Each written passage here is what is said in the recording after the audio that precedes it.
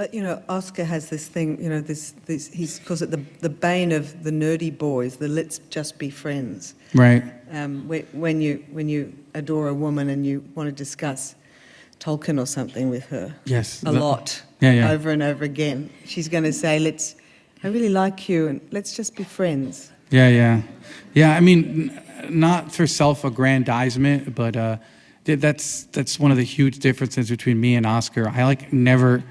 I had an older brother who was 1 year older than me, and he was like a real, serious, he was super pretty, incredibly beautiful, and he would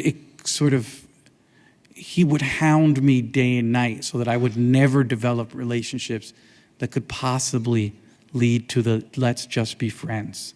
Yeah, if he saw me being friendly to a young woman, 12 or 13, he'd be like, "Are you fucking her?" And I would be like, "Oh no, I am not fucking her." And he was like, "Then why the fuck are you talking to her?" And he was that kind of a person. I mean, I love him. Well, no, I mean, it's easy to laugh, but it's, when you're a teenager, there's some stuff that goes on and things you think and you say when you're a teenager, which is funny, haha, but if I brought you all back there right now, you wouldn't be laughing, And my brother was extreme in that way, And I always think that the person I could have been had he not been so trying to make me his younger brother. Because I was desperately, socially anxious all my life, but my brother was so against that, and he was day and night on that. So yeah, and I always thought Oscar was the me that wasn't permitted to be in some ways, and so his whole thing of, I think there isn't a guy who doesn't have a cruel older brother like mine who doesn't end up in these situations, and there isn't a woman who doesn't end up in these situations where our categories or our vision of a relationship aren't matched by our interlocutors. He loves, Oscar loves language. He's always coming up with these dictionary words. I had to go to the dictionary for, is it copacetic? Copacetic, yeah. Copacetic. Like people say, "How are you?" And he says, "I'm copacetic."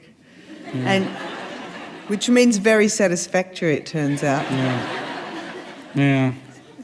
It's hard for Oscar, isn't it? I mean, to love words so much and to not be able to share that with his peers. Yeah, look, it's interesting because when you're making a protagonist, when you're trying to figure out someone who can drive a whole novel, you end up looking for sort of, I know this sounds crazy, but you have to figure out nickel-dime solutions to million-dollar problems. Like, how do you make a character distinct given the fact that there's so many characters out there that are so distinct, there's been so much done?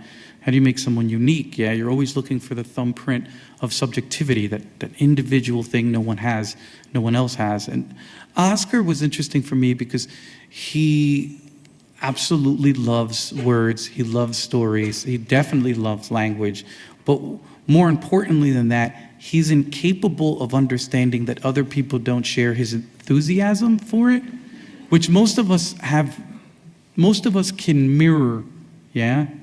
We can tell almost immediately when someone doesn't have the same interest in football as we do. But Oscar seems to have no mirroring centers in his brain. He's like, "Oh, I'll talk to you about Klingon," and you could be looking for the exit, rattling the door, and part of it is that's a failing, a lack of compassion and a lack of understanding. But there was something for me that was very attractive about someone who in some ways didn't seem to understand social norms. Yeah, because I think that one of the things is that if you're kind of cool and popular, part of what being cool and popular is an accident of genetics in some ways, yeah? Being exceptionally hot, you didn't do shit to get that, let me tell you. But even exceptionally hot people, one of the things that defines kind of cool and popular in any society is being really aware and cagey and sort of cognizant of social rules. And Oscar seems to have no idea of some of the most normal social rules. And I found that to be cool too, because in a society where we're constantly being told, a society of respectability, that you should sort of, on top of all the other things that we have to worry about, that we should maintain these 1 billion social rules so that people think we're cool. I thought that was an interesting thing for him to lack. In some ways, he was the most non-American character I could come up with.